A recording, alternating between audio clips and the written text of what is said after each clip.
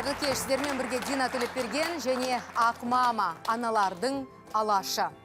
Апта сайын біздің жобада тәрбиесі тың, сөзі хақ 4 ана сайысқа түседі. Біздің мақсат үздікті анықтап үйрену. Өйткені ана болу өте жауапты іс. Ендеше бастайық. Ақмама атануға үміткер 4 анамен таныс болыңыз. Бодибилдер мама Дина Баймахан. Әрбір әйел егер өзі бақытты болса, онда жан жағындағы адамдарды бақытты қыла алады. Оның денесіндегі әр келі, дастарханындағы әр калорий үнемі калькуляцияда. Манты, лагман, плов, ол бәрі онша дұрыс емес деп болады. 3 қыздың анасы Гүлнар Елубаева. Нәзіктеу емес, мықтылау болыңдар, ер мінезді болып, кішкене қаттырақ ұрыңдар.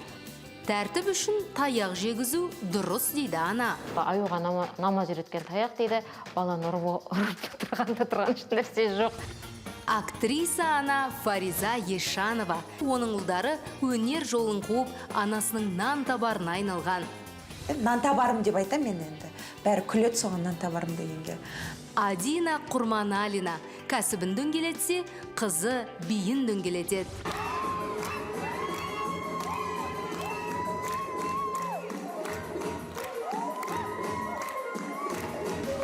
Оның пікірінше, нағыз ана қызының жан құрбысы болуы керек. Мен еркелетпеймін де, қаталдықта танытпаймын, бірақ білмеймін. Бір подружкалар сияқтымыз. Үміткерлер 3 талаппен сыналады. Бала тәрбиесі, үй шаруасы, тұлғалық дамуы. Бағаны бір-біріне қатысушылардың өздері қояды. Қазылығы әділ болу үшін олар әр маманың үйіне барып, тірлігі мен тіршілігін бақылап қайтты. Бірақ студияға шақырылған арнаулы мамандар аналардың ұстанымы мен ұпайларымен келіседі ме екен? Мұны бүгін білеміз.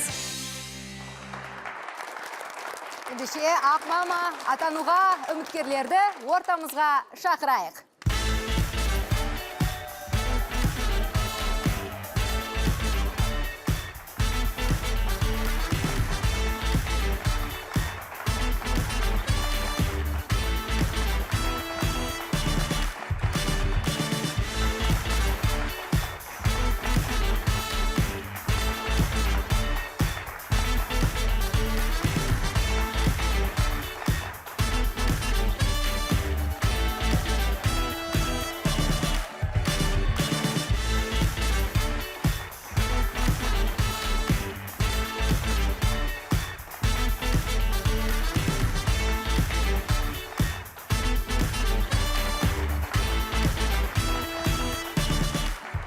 Алғашқы үміткерімізбен таныспас бұрын мен барлық аналарға бір сұрақ қойғым келіп отыр. Сіздер сын көтере аласыздар ма? Иә. Гүлнар я деп жатыр. Иммунитет мықты. Барлықтарыңыз дайын сияқтысыздар ғой. Сын айтылмай мін түзелмейді, бірақ менің байқағаным негізі сын 2 жағдайда айтылады екен. Оның біріншісі кемшілікті айту. Оның сауабы мол, пайдасы мол, егер сол кемшілікті түсіне білсе, яғни адам кейін өзгерсе. Екіншісін ол адамның шамына тию, қытығына тию. Біздің бағдарлама енді һәм жарыс болғаннан кейін сынның 2 түрі де бар. Айтыңыздаршы, сын айттыңыздар ғой бір-бірлеріңізге? Иә. Сіздердікі қандай сын? Қай түріне жатады? Өте мәдениетті сын деп айтсақ болатын шығар. Енді бала жағына көп мән бердім, мен сол жағынан айтылдым. Шамға тию, қытығына тию. Шамға тию, қытығына тию, ондай жоқ. Жеңіске жету үшін де адамдар сын айтады негізі, иә? Дина, сіздің сыныңыз? Орташа. Екеуі де бар? Иә, екеуі де бар. Жақсы. Шындықты айтып жатқанда ол өте керемет жағдай. Ендеше, бүгін біз ерекше кәсіп иесі, бодибилдер ана және менің аттасым Динамен жақынырақ танысатын боламыз. Ендеше экранға назар аударсақ.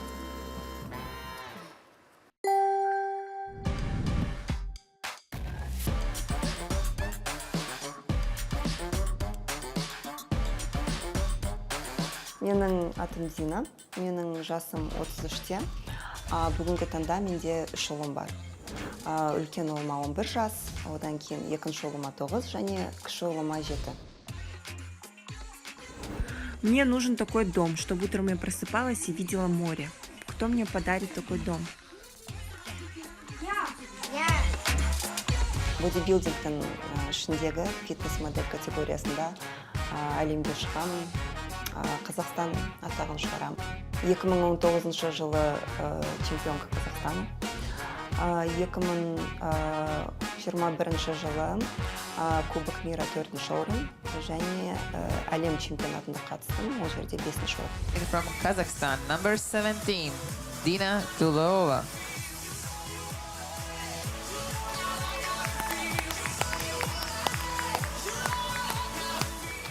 Күніне мен залға барам. 3 сағат бұл менің уақытым. Мен жолдасыма да айтамын. Менде сағат таңғы 9-дан 12-ге дейін бұл менің уақытым. Жасым 22-де ең бірінші тұңғыш ұлым Аркен дүниеге келді. Маған кішкене стресс болды. Ал 26 жасымда менде 3 ұлым болды. Мен енді ол жерде профессионал. Өзім ана ретінде айтамын, қыздар өзіне көп қарау керек. Өйткені әрбір әйел егер өзі бақытты болса, онда жан жағындағы адамдарды бақытты қыла алады. Мысалы, мен бақыттымын, сондықтан да менің ұлдарым бақытты, менің жолдасым бақытты. Менің түсінгенім, Динаның пікірінше бақыт кілті ол ана. Алдымен қарсыластарыңыздан сұрайыншы, алғаш Динаны көрген кезде, осы спорттың түріне айналысады дегенде, естігенде, білгенде, қандай көзқарас болды? Менде мынандай ой болды, Динаның үйіне барған кезде жаңағы есікте бейтіп алып, алдымыздан бір үлкенірек келген, бойы ұзын, сондай бір әйел адам шығады ма деп сескендім бір шетіненші, барғанғашы. Содан кейін кірсек, кішкентай қарапайым өзіміз сияқты адам, саламатсыздар ма деп жүгіре жүр алдымызда. Ал мен күткендей болған жоқ, әсер. Яғни қаншама титулдары бар болса да кішіпейіл дейсіз ғой. Қарапайымдылық. Айтыңызшы, жарыстарға барған кезде балаларыңыз болған ба? Олар не дейді? Қалай, жанкүйер ме, әлде апармайсыз ба? Енді шетелде мен осы соңғы 2 жыл тек қана шетелде шығамын. Өйткені, мысалы, Испания қаласында, Рига, қай жерде чемпионат мира немесе Кубок мира болады, сол жерге барам. Және ол жерге өте көп қаражат кетеді. Және балаларымның оқуына кедергі болмау үшін оларды өзімен ала алмаймын. Бірақ, мысалы, чемпион Қазақстана осы Алматы қаласында немесе осы мемлекетіміздің бір қалаларында болатын болса, онда әрине ұлдарымды алып барам. Олардың жанкүйер болып отырғаны кедергі келтірмей ме? Жоқ. Қобалжымайсыз ба, ұялмайсыз ба дегенде кейбір жағдайда болып қалады ғой. Балаңды көрсең басқаша әсер деген сияқты. Немере керісінше бір шабыттандырады ма? Ол жарысқа шыққан кезде балаларыңды ойлап тұрмайсың, өйткені сен 9 ай сол өзіңді көрсетуге шығасың. Және ұлдарың отырған кезде сен білесің, олар отыр, олар саған қарап тұр. Қобалжыма, қазір сен сценадасың. Сонда енді олар отырады. Мама, давай! Қыз бала тәрбиелеп отырғаннан кейін болашағы да менің анам деп енді осылай көрсететін болса, білмеймін. Маған арнап тігілген көйлек және купальник. Купальниктің бағасы 285 мың.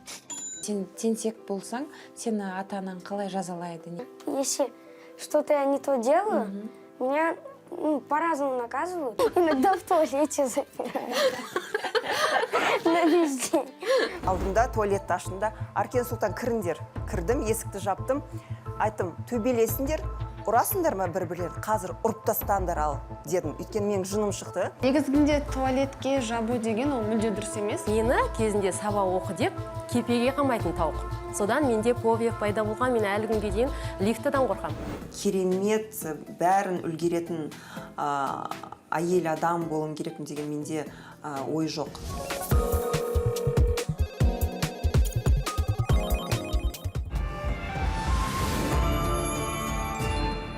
Ақмама жобасында жаңа 4-тік бала тәрбиесіндегі ұстанымдары 4 түрлі аналар сайысқа түсуде.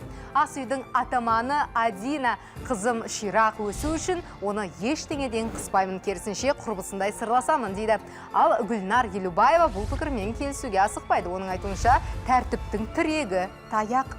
Актриса ана Фариза Ешанованың өзін ғана емес, ұлдарын да теледидардан жиі көре аласыздар. Өнерлі отбасының жас таланттары бүгінде өз нәпақасын өздері тауып жүр. Бодибилдер ана Динаның пікірінше келісті келбет пен жинақы денеге 3 бала кедергі емес. Бастысы еріншектікке жол бермеу. Қарсыластары оның үйіне барып, өздерінің бағаларын берген еді. Ендеше экранға назар аударайық. Здрасте. Саламатсыз ба? Қалайсыздар? Кіріңіздер. Есімім Гүлнара. Дина. Өте қуаныштымын. Есімім Мадина. Дина. Ой, кіріңіздер. Қатты жылып жүрмін. Куртканы маған беріңіз. Кәз, бір минут. Мінекей, алғаныз. Рахмет. Жоғары шығыңыздар. Қазір біз бодибилдер жаңағы чемпионка сондай кісінің үйіне барамыз деген кезде бір есікті ашқан кезде бүйтіп алып тұрады ма деп ойлаған болатын, өзінше бүйтіп. Жоқ, ондайда ешқандай еш нәрсе айырмашылығы жоқ. Бодибилдинг ол өзінің дене бітімінді көрсету.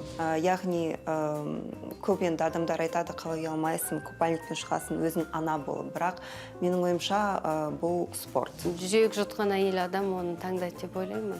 Біздер енді кішкене жатық, жасқаншақпыз ғой қазақ қыздар. Маған ұнағаны Динаның өзінің айтады ғой ішкі состояниесі. Она интересная, онымен сөйлесе бергім келеді. 2018 жылы осы спортпен айналыса бастадым. 2019 жылы Қазақстанның чемпионкасы болдым. Получается, сразу бір жылдан кейін. Бір жылдың ішінде осындай жетістікке жеттіңіз, иә? Бір жылдың ішінде. Ол біріншіден еңбек, екіншіден везучая дейміз ғой, сондай бір не болған шығар. Осы Қазақстанның чемпионкасы болған кезде ең бірінші менің шыққан мынау менің ең бірінші формам, форма дегенде біз спортсмендер өзіміздің дене бітімімізді айтамыз. Енді қазіргі формама ұқсамайды, бірақ бұл осы Қандай күшті, мына жақта сізді танымаймыз.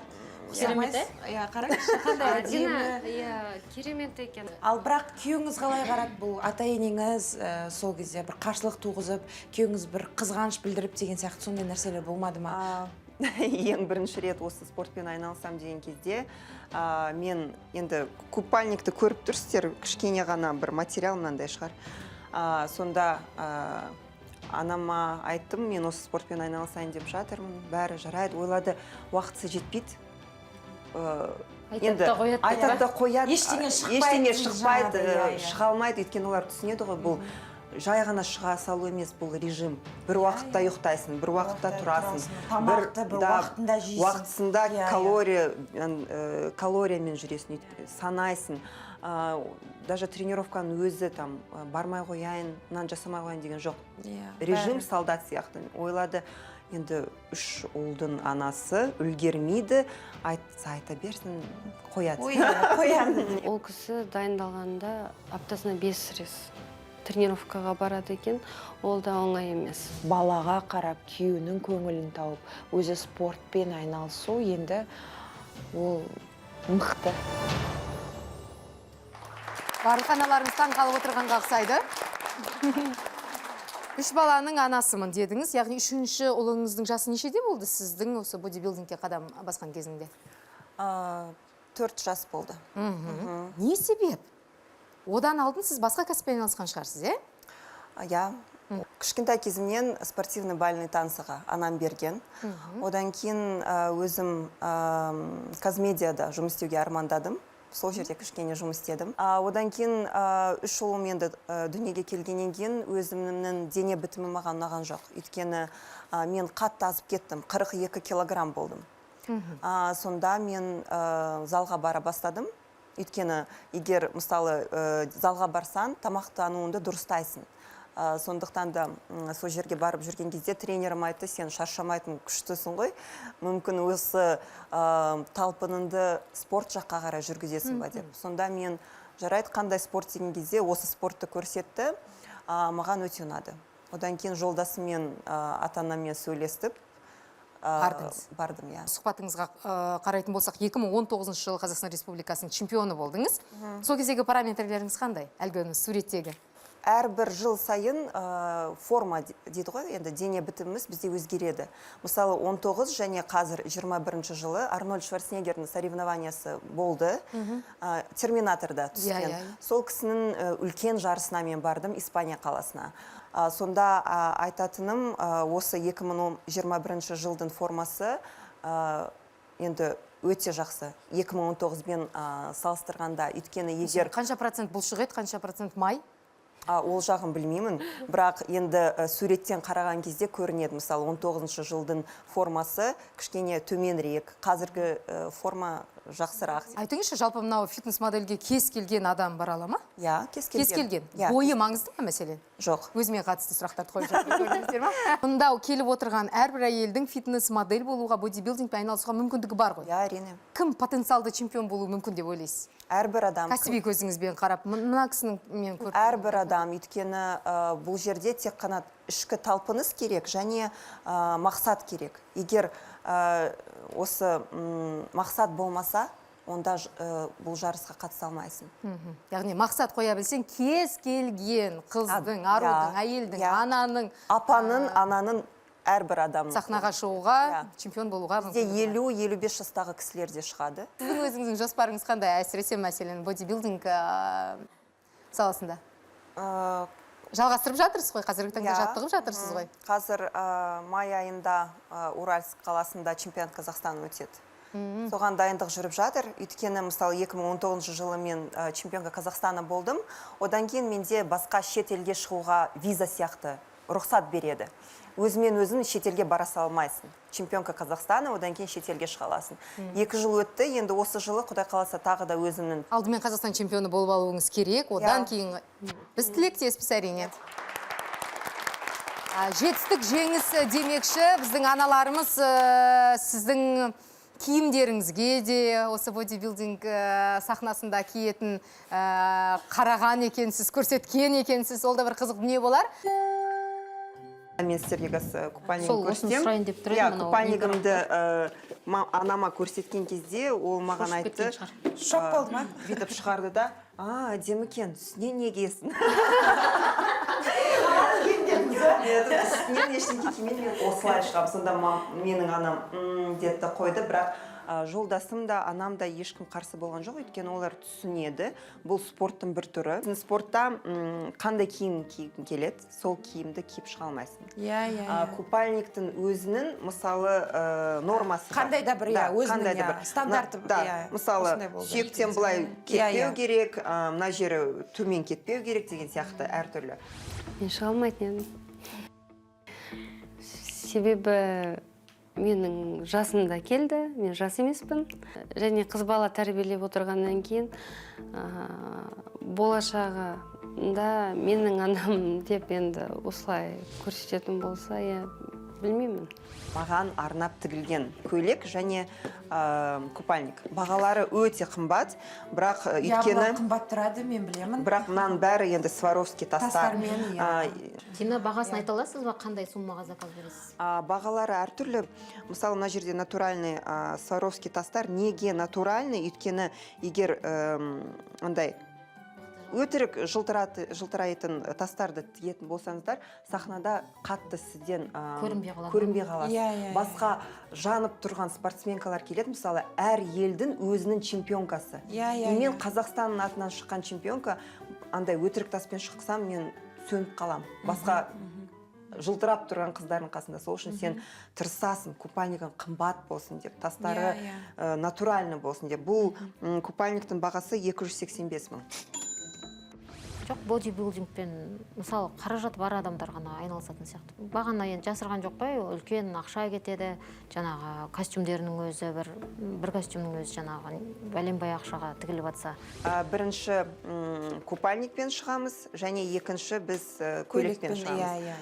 Көйлектің де осы спортқа лайықты несі бар? Өзінің стандарты ма? Стандарты бар, сол стандарт бойынша осы компания тігеді. Енді көйлек купальникке қарағанда арзан, өйткені бұл жерде Сваровский тас ештеңке жоқ, жай ғана материал.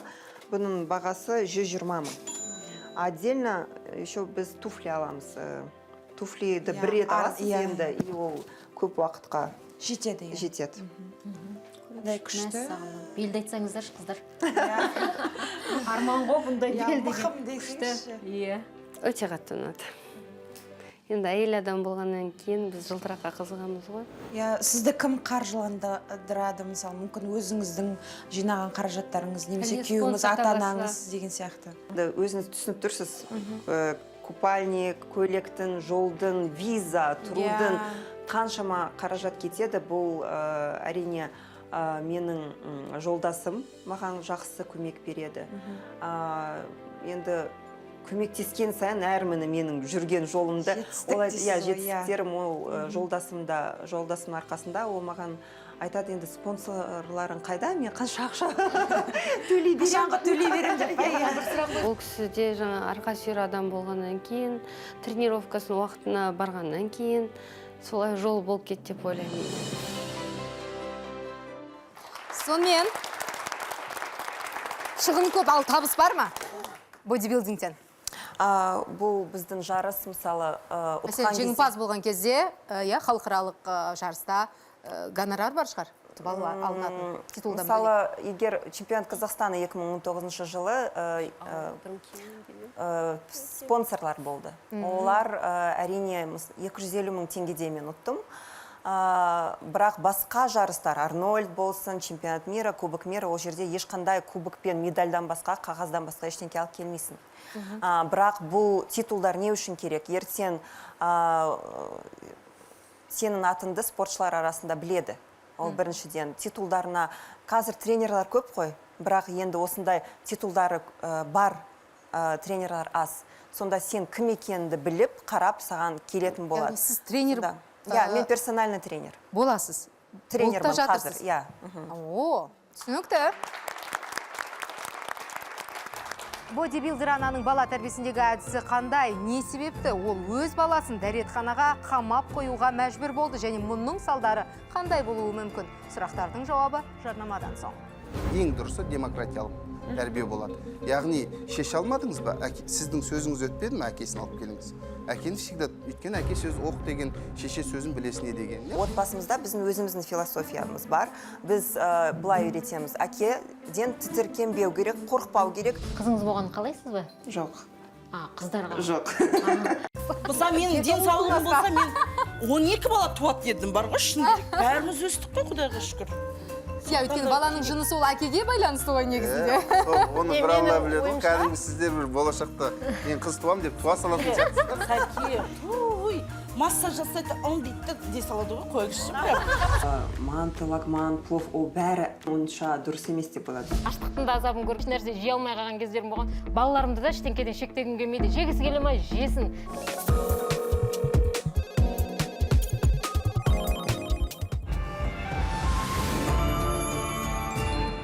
Бүгін біз бодибилдер ана Дина Баймаханмен таныстығымызды жалғастырамыз. Денесін сынаудан жалықпайтын келіншектің 3 баласы бар дегенге біреу сенсе, біреу сенбес. Қызыға да, қызғана да қарайтын қарсыластары енді оның бала тәрбиесін бағалайтын болады. Аркен, сколько тебе лет? Мне 12 исполнилось, 22 марта. Я увлекаюсь гитарой, хожу на плавание, на скалолазание и ходил на волейбол. Өскенде кім болғың келеді, Аркен? Айтишником, наверное. Пікірім өте жақсы, өте оңды болды, өйткені баланы жан-жақты дамыту керек қазіргі заманда. Тіл мәселесі менің өте қатты қытығыма тиеді негізі. Оның балалар жаңағы бизнесмен, президент болам десе, олар міндетті түрде қазақ тілінде сөйлеу керек. Аркен, ата-анаң туралы айтып бере аласың ба? Мама всегда придерживается моего мнения. Мама очень добрая, хорошо меня воспитывает. Я люблю мою маму, она самая лучшая. И тоже папу хочу поблагодарить, он меня хорошо воспитывал. Он меня воспитал мужиком. Қазіргі кезде баласына көп көңіл бөлінбейтін сияқты болып көрінді маған. Себебін түсінем, ол кісіні өзі спортпен шұғылданады, Қазақстанның атын шығарып жатыр, енді ол нәрседе оңай емес. Бірақ та соғұрлым балалары сол кезде кімге қалады деп бағана өзінен де сұраудың кетіп қалған кездерде. Егер де сен тентек болсаң, сені ата-анаң қалай жазалайды? Если что-то я не то делаю, меня по-разному наказывают. Балалардың ережелері. Тәтті көп жеуге болмайды. Күніне 2 сағат қана телефонда отыруға болады. Таңертең 1 сағат, кешке 2 сағат. Егер таңертең 2 сағатында алатын болсаң, кешке отырмайсың. Иногда в туалете запираю. На весь день. Вот. На час или? На весь день. Самое главное в туалете. Не где-то. Бывает, телефон отбирают. Иногда... Ладно, я не буду говорить. Енді бір күн бойы әжетханада тағып қояды деген өте күлкілі. Енді бір жағынан енді әр отбасының өзінің жаңадай ерекшеліктері бар ғой. Соңғы мынау комментарийден бастайықшы. Алдымен аналардан сұрағым келіп жатыр. Динадан басқа әжетханада баласын қамап қоятындар бар ма біздің ортамызда? Бірінші естідіңіздер ме? Қызық болды. Балаңызды сол туалетке қамап қойған кезде жарықты сөндіресіз бе, әлде жарық жағылып тұра ма? Свет бар ма, жоқ па? Біз Аркенмен сөйлестік, ол айтты, мен пошутил и айттым дейді, күнімен отырам деп. Я говорю, Аркен, масқара, елдің арасында мен сені туалетке жауып қойып қандай ана деп көрсетті. Шынында да олай емес. Бір рет болай болды. Неге екенін түсіндірем, бірақ бір 5-6 немесе 1 сағат емес. Отырғаны бір 3 минут шығар. 3 ұлым... Күні бойы емес, өзі өткені целый день деп айтып жүр. Жоқ, ол мүмкін емес целый день, менің жүрегім шыдамайды. Мен сұрайын деген тамақтандырып тұрасыз ба арасында деп жарық сондан сұрап жатқаным ғой. Қандай ана болса да оның жүрегі шыдамайды ғой, енді бала білмеймін не деп айтқаным, бірақ бұл жағдай былай болды. 3 ұлым бір-бірім, енді арасы 2 жас қой. Кухняда тамақ пісіріп тұрсам, үшеуі төбелесіп жатыр. Ал мен оларға үнемі түсіндірем, төбелесуге болмайды. Бір шыбықты алсаңдар, сындыра аласыңдар. 3 шыбықты алсаңдар, сындыра алмайсыңдар. Сендер бірге берік болуың керексіңдер. Бір-бірлеріңді сыйлауың керексіңдер. Бір-бірлеріңді ұрып тұрсаңдар, басқалар сендерді қалай сыйлайды? Болмайды олай жасауға. Бірақ олар ақырындап түсіндірем. Енді, бірақ вода камень точит дейді ғой, сол сияқты ақырын түсіндірем. Бірақ ол... Не себепті төбелесіп жатыр екен сол күні? Білмеймін, бір нәрсені бөле алмай қалдым. Мынау менің компьютерім, мынау сенің компьютерің емес деген сияқты сұрақтар. Бір-бірін ұрып жатыр. Аркен ортаңғы ұлым Сұлтанды қатты аямай анау ұлымды шыңғыртып, үшіншісі айғайлап, бір-біріне шығып, бір-бірінің құлақтарын тартып, төбелесіп жатыр. Мен шошып кеттім, шықтым да айттым, балалар, тынышталыңдар. Ақырын айттым. Сіз ғанасыз ол кезде, иә? Олар маған мән бермейді. Айттым, Аркен Сұлтан диас қойындар, қоймайды. Айттым, последнее предупреждение. Потом сотку телефондарында алып алам. Достарымен телефонмен сөйлескілерін сөйлемейсіңдер. И сендер маған бір нәрсені сұраған кезде сол уақытта жасамай. Мені тыңдамайсыңдар ма? Менің тілімді алмайсыңдар ма? Онда мен басқаша енді сендермен болам. Ноль эмоция. Ноль эмоция. Мен алдында айтым, жарайды. Төбелескілерін келе ма? Екеулерін Аркен Сұлтан. Ал бізде бірінші этажда жабылатын бөлме жоқ. Бәрі ашық есіктер. Алдымда туалетті ашында. Аркен Сұлтан кіріңдер. Кірдім, есікті жаптым. Айтым, төбелесіңдер, ұрасыңдар ма бір-бірлерін? Қазір ұрып тастаңдар ал, дедім. Өйткені менің жыным шықты. Олар әрине, бұл оларға стресс болды. Олар ойлады, қалай біздің анам екеумізді бөлмейді, неге ол бізді туалетке жауып, ұрындар деді. Мен айттым, вот қазіргі ситуация, месендерді туалетте жауып, бір-бірлерінде ұрындар деп жатырмын. Бұл ситуация қандай? Ауыр ғой? Сендердің психологиялық көзқарастарына бұл сендер қабылдамай тұрсыңдар ғой. Олар айтады, я, сен неге олай жасадың? Мен айтам, өйткені сендердің төбелесулерін осы менің жасағанымен тепе-тең. Бір-бірлеріңді ұрмаңдар. Егер ұрсаңдар, ол осындай жағдай сияқты. Сол үшін ұрсаңдар, ұрындар деген кезде, туалетке кіргізген кезде, ол айтты, мама, кешірші, біз түсіндік, біз ешқашан бір-бірімізді ұрмаймыз. Олар шықты, мен оларды құшақтадым, олар енді қойды, төбелескен. Одан кейін болды, бәрі дұрыс болды. И бұл өте қатал метод. Жалпы туалетке жабу сол жердегі әрекетін біз ақтай аламыз ба? Ол дұрыс шешім болды ма? Қалай ойлайсыз? Негізінде туалетке жабу деген ол мүлде дұрыс емес. Өйткені мысалы даже бұл жерде балаңыз өзі кейіннен әзілдедім деп айтқанның өзінде де, әзілдің өзінде де негізінде баланың бір несі бар. Не үшін солай әзілдеуді таңдады ол? Өйткені осындай бір оқиға басынан өткен. Қаншалықты ол потом әзілге айналдырса да, сіздерден кешірім сұраса да, бұл даже кешірім сұрау негізінде қорыққаннан да болуы мүмкін, тағы басқа себептерден де болуы мүмкін. И осы мәселе бойынша ол сіздерге бұл нәрсені айтып жатыр. Негізгі қорқып қалған дейсіз ғой. Қорқыныш болған. Қорқыныш болған болуы мүмкін. Салқын судай негізінде. Ұмытып кетеді ме кейін? Енді мысалы менің ойымша, ұмытылатын дүние болса, ол ұмытылып кететін еді. мысалы жарайды, бұл туалет емес, бұл спальня болса да, спальняда жауып қойсам, кішкене құлаққа жеңілдірек естілуші еді. Бұл туалет дегенде кішкене масқара деген сияқты. Бірақ өйткені ол жабық кеңістік қой. Сондықтан да жарық егер сөндірулі болса, психологтардың айтуы бойынша бір клаустрофобияның кейін фобия пайда болады. Мысалы, мен оны жаптым, шығардым, оны ұрып соғатын аналар бар да, балаларын. Өйтіп ұрып соққанша, оларды ұрып соққанша, спокойно, мысалы, спальня болсын. Балалар, отыра тұрыңдар, успокойтесь, выйдите деген сияқты. Сіз олай жапқан жоқсыз ғой. Туалетте отыра тұр шығасын деген жоқсыз ғой. Жоқ, әрине, мен айтым, кіріңдер, төбелесіңдер, сосын шығасыңдар. Туалетте ма?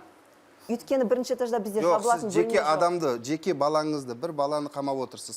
Біреу емес, үшеуінде. Егер олар бір сәтте ма? Үшеуінде, Мысалға, мені кезінде сабақ оқы деп кепеге қамайтын тауық. Содан менде повех пайда болған, мен әлі күнге дейін лифтадан қорқам. Қараңғы бөлмеден. Ол сол үшін сіздің жаңа кішкентай, одан кейін, үлкен баладан кейін тағы екеуі бар ғой, олар оны қалай қабылдады? Сол, мысалға, қазіргі үлкен кездегі адамның проблемасы психология. Ол кішкентай кезінен түпте қалып қойғандықтан қазір өмірімізге әсер етеді. Жалпы баланың ойлау еркіндігіне, әрекетіне шек қою авторитарлық тәрбиеге жатады. Ондай балалар подростық, яғни 13-14-тен ауысқаннан кейін біріншіден эгоист болады, екіншіден қоршаған ортасымен араласамайды, үшіншіден ата-анамен всегда конфликтке келетін болады. Яғни қамап қою деген бұл баланың какой-то бір уақытында шектеу қойды. Демек, мен қаласам сені қамап қоям деген сияқты әрекет жасады. Бұл бала ертең уақыты келгенде, өмір деген бумеранг, сіз не ексеңіз соны аласыз. Негізінде дұрыс тәрбиенің ең дұрысы демократиялық тәрбие болады. Яғни, шеше алмадыңыз ба? Сіздің сөзіңіз өтпеді ме, әкесін алып келіңіз? Әкені всегда, өйткені әке сөзі оқ деген, шеше сөзін білесіне деген. Мен сізбен келіспеймін. Себебі неге? Біз ер азаматтарды енді баяғыдан бастап, енді ата заманның әйел анасы бізді тәрбиелеген. Ер азаматымыз соғысқа кеткен, қазіргі заманға байланысты жұмыс істеп жатамыз, командировка деп жатамыз. Менің ойымша, сол әйел азамат өзін бала іштегі немен өзі бір осы проблеманы жою керек, шешу керек. Связка слов қайда қалды? Мысалы, ер азамат, ол тек қана, мысалы, мен өзім әкесіне ең соңында мен өзім шеше алмай жатқан кезде ғана папасы рұқсат болса осындай бір шаруа болып еді, шеше алмайды деп ол кісіге ең соңында айтам.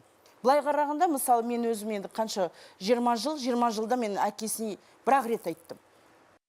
Біздің отбасымызда біздің өзіміздің философиямыз бар. Біз былай үйретеміз. Әкеден тітіркенбеу керек, қорықпау керек. Әкең келеді деген кезде олар қорқыныштан тыңдамайды бізді. Сыйлағаннан.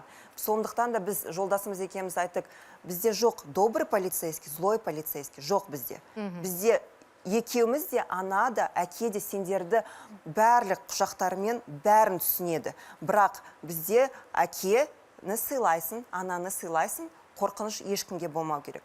Сондықтан да біз олардың көзін ашық, андай ештеңеден қорықпай, сондай азамат қылып өсіргіміз келеді. Ендеше спортсмен ананың менюі қандай екен, балаларды қалай тамақтандырады? Өзі айтып жатыр ғой, мен әрбір денемдегі келіні килограммды санаймын, ал дастархандағы калорий да өте маңызды деп. Ендеше экранға назар аударсақ.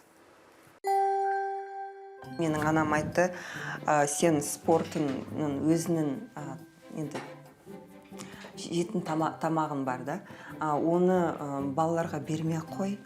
Сен оларға манты, лагман, бешбармақ, пісір, енді олар есеп жатқан организм, оларға сен диеталық тағамдарын не керек деп. Бірақ менің көзқарасым басқаша. Читмил деген спорттарда бізде бар. cheat day ол күнімен тамақ іше аласың, не ішкің келеді соны. Ал cheat meal бір уақытта ғана, бір отырыста ғана жейтін тамағын. Мысалы мен оларға ет берем, салат, гречка, полба, киноа, әртүрлі углеводтар. Олар соған үйреніп қалды. Негізі мен балаларды шектегім келмейді, себебі кейін олардың өздерінің таңдауы болған кезде олар өздері біледі, өздері қандай тамақ жегісі келсе. Балалар өсіп келе жатқан уақытында балаға мысалы еттен қорек алу керек, тауық етінен, балық етінен. Сол себепті енді кішкене қарсылаумын. Жарайды деп, лагман пісіріп берем, немесе манты жемейді. Бешбармақ жасайсыз ба? Жасаймын. Жасаймын, 2 аптада бір рет етін жейді. Мысалы, да, картошкаларын жейді да, тестасы қалады. Баланы енді кішкентайынан сөйтіп тамақтандыра бергеннен кейін балаларды үйреніп кеткен болар, ондай жаңағы диеталық тағамдарға. Манты, лагман, плов, ол бәрі әрине өте дәмді. Бірақ оның енді белок, углеводы, да, соны бөліп қараған кезде ол жерде өңкей енді полезнылық жағынан онша дұрыс емес деп болады.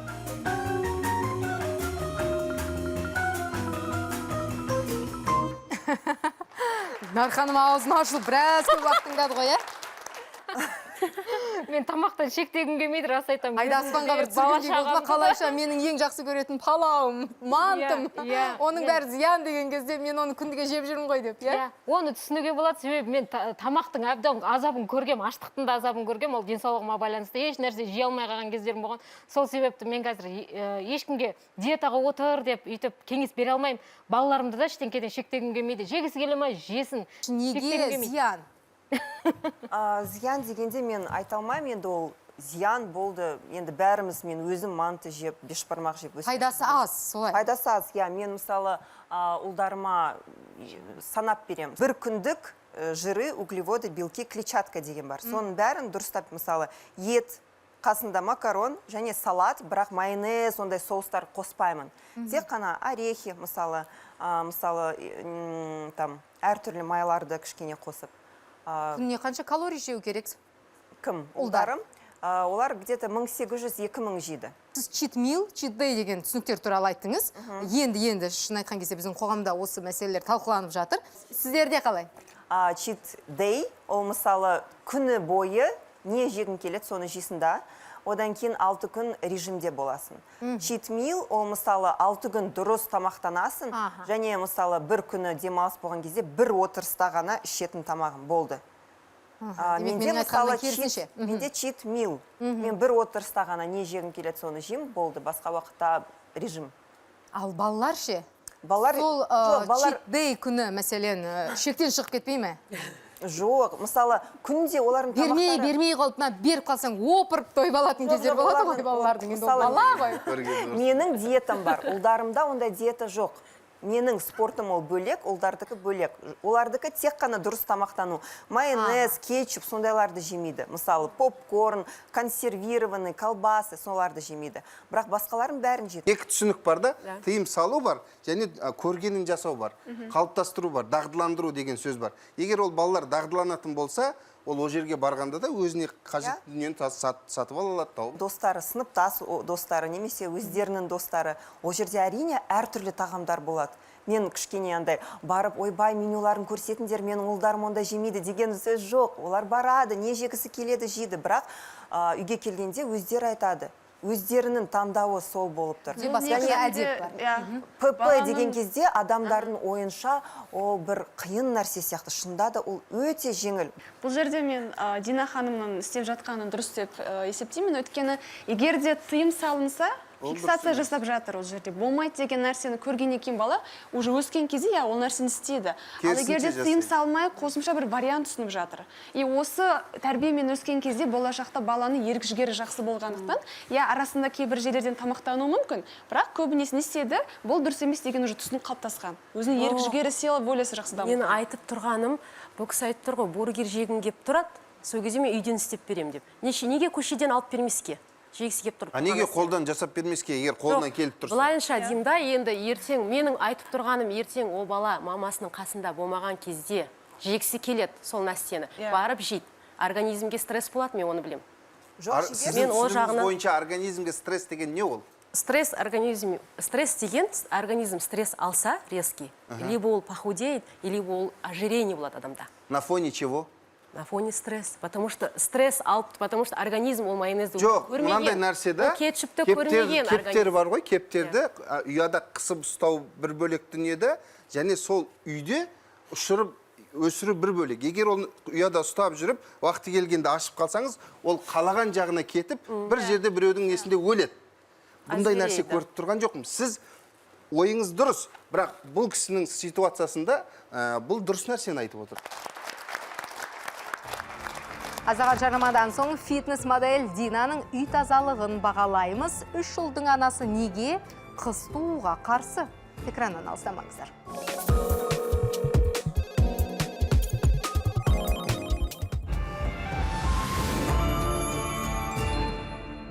Эфирде Ақ мама, біз спортшы ана Динамен таныстығымызды жалғастырамыз. Күнделікті жаттығулар мен дұрыс тамақтану оның өмір салтына айналған. Қарсыластарының бірі оған қызыға қараса, бірі солдатқа теңеді. Сымбатты денесімен әлемнің сан сұлуын артта қалдырған модель бүгінде жеңіске жете ала ма? 3 жылдың анасы неге қыз тууға қарсы? Дәл қазір бірге білеміз. Қыздар, кухняны көрейік. Ас үйді. Ас бөлмесін. Стол жасап қойыпты. Чай дайындап. Ыдыстарды көрейік. Мына жерде губкамен ыдыс жуады екен, Адина. Үйде маған бір нәрсе ұнамады, ол ыдыс-аяқты жаңағы губкамен жуғаны, ол губканың ыдыс-аяқты жуғанға өте зиян ол. Себебі осы жерде микробтар көпке тұрып қалады.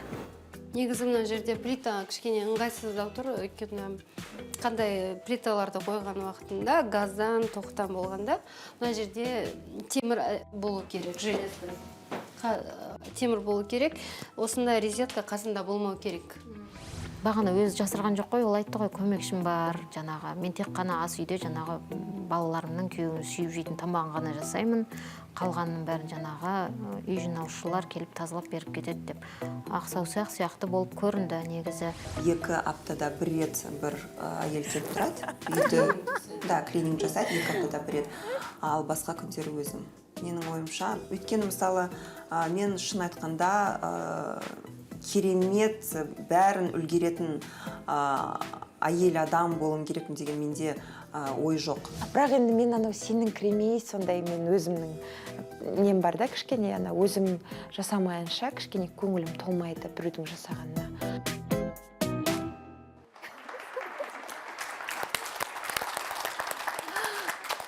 Гүлнайрамен жау болып қалған жоқсыздар ма? Бәрі дұрыс па? Сонымен губкадан бастап сіздің архитектураңызға дейін де ойысып кеттік қой, интерьер дизайнға. Неге губкамен жууға болмайды? Мен жауап Оның ішінде бактериялар өлмей қалады, оны қанша рет ыдыс жуатын сұйықтықпен жуса да, ол немесе бір жуғаннан кейін оны тастау керек. Бір жуғаннан кейін? Тастау керек. Сен ол сұрап қой, қанша ақша? Сұрап болмас үшін жаңағы арнайы марлевый тряпка дейміз ғой, сондайлармен жуылған. Адина, сіз немен жуасыз? Негізі санитарлық нормаға вафельный тряпка жату керек, тұру керек. Вафельный тряпка, да. Губкада ол бактерияны көп жинайды. Мен қазіргі таңда біздің экранымыздың арғы жағында отырған әйелдерге беретін кеңесіміз вафельный тряпкамен жуу керек. Қымбат емес, и кешке қарай ыдыс-аяғыңызды жуып ұйықтардың алдында, либо ыдыс-аяқ жуып болғаннан кейін, кәдімгі пищевая сода бар ғой бізде, соған, және қосымша уксус па, бір нені, үйде заттар көп қой бізде, бір қайнатып алып, ағартып, жайып қойса болды. Өте ерекше қызықты кеңестер әрине. Бірақ мынау электр розетканың қауіпті жерде тұрғаны, онымен келісуге болады, сондықтан да күйеуіңіздің құлағына алтын сырға. Бұл ананың несіне келмейді деп ойлаймын, критерийіне. Өйткені еркекке қатысты дүние болғаннан кейін оны алып тастай салайық. Енді әйел айтса, айту керек едіңізде, бірақ еркектің тірлігі ғой деп білемін мен. Сонымен қазір үй тазалығы туралы әңгіме болды. Осы тұста біздің аналарымыз Динадан қыз туралы сұраған екен. 3 балаң бар, енді көмекші неге туа алмайсың деген сияқты. Өйткені Құдайға шүкір денсаулық та бар, тпай-тпай деп білеміз. Сонымен Динаның берген жауабы қандай екен? Тыңдасақ. Қызыңыз болғанын қалайсыз ба? Жоқ. Қыздарға? Жоқ. Менде себебі 3 қызда, менде ұлға аса нем жоқ та, зауқым жоқ. Сол қызық болып тұр да, маған сіздерде қыз қаламасаңыз, мен ұл қалам. Онда мен сіздің қыздарыңызды алайық, құдағи болайық. Өзінің дене бітінімін сақтау үшін де мүмкін өзіне шектеу қойып отырған шығар деп ойлаймын. Жолдасыңыз қыз туып бер, қыз дүниеге әкел деп қыз балаға қызықпай ма? Біздің көп достарымыз бар, барлығында қыздар. Сол қыздарды көрген кезде айтады, бізде қыз болса күшті болар еді деп. Бірақ ең басынан мен оған айттым, үш ұлымызды көтерейік, өйткені ол оңай емес. Оларға білім беру керек, дұрыс тәрбие беру керек, және қазір 4-ші қызға баратын болсақ, онда кішкене ұлдарымызға көңіл бөле алмаймыз, сол үшін қыз керек жоқ. Ол мені түсінді, менің ойымша, иә. Жадо, сіз қалай ойлайсыз? Бұл шын жауап па?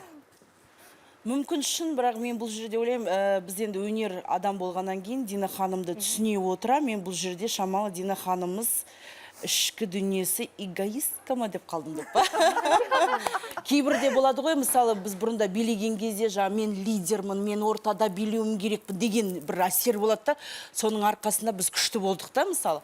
И мына жерде сіз айтқан кезде мен соны сезініп қалдым. Сондықтан да Дина ханым міндетті түрде көтеріңіз. Рахаттанасыз, ұлыңыз кетеді, келін болады. Иә. Жоқ, неге мынандай Аллаға шүкір денсаулықпен 7 бала тумасқа?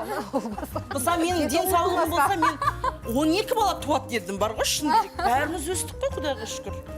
Иә, өйткені баланың жынысы ол әкеге байланысты ғой негізінде. Оны бір Алла біледі, кәдімгі сіздер бір болашақта мен қыз туам деп туа салатын сияқтысыздар. Сәке, туй, массаж жасайды, он дейді де салады ғой, қойғышым. Ондай бір соған бір білім керек. Біздің міне үлкен кісілеріміз отыр ғой, айтады мысалы, айтсыншы осы кісілер. Қаншамал балдар бар, соны ойлайсыз ба, сол бәп-дәп күнде дүйсенбі, сейсенбі деп күтеді дейсіздер ма? Жоқ, Аллаға шүкір, массаж жасайды, жаңағы қымыз несін береді, ойбай шалым-ау, айтады ғой, осырақ шалым болсын дейді ғой, сол сияқты шалым-ау, көке, әке дейді, насибі. Жүрміз бі? Соның арқасында. Сонымен аналарымыздың сізге қойған бағаларын білетін сәт келді. 3 критерий бойынша сыналады. Әрбір үміткер ол үй шаруасы, тұлғалық дамуы және бала тәрбиесі. Ендеше, сол ұпай сандарын экраннан көрсетулеріңізді сұраймын.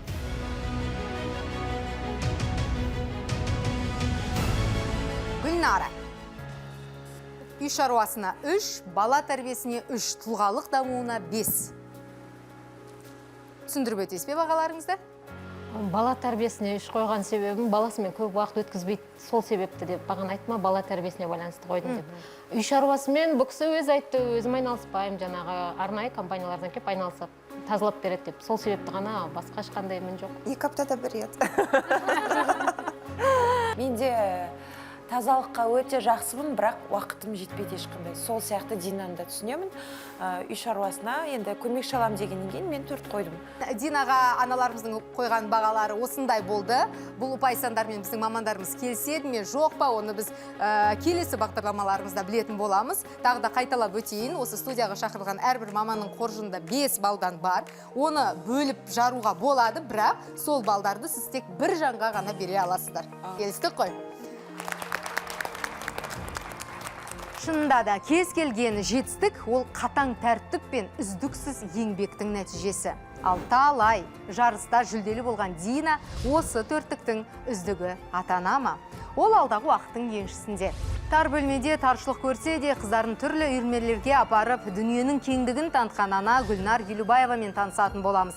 Тәрбиені таяқпен де реттеудің әбестігі жоқ деп білетін мама не үшін қыздарынан кешірім сұрағысы келеді. Ерекше баланы өсіріп отырған ананың жан сыры қандай? Ертең бірге білейік.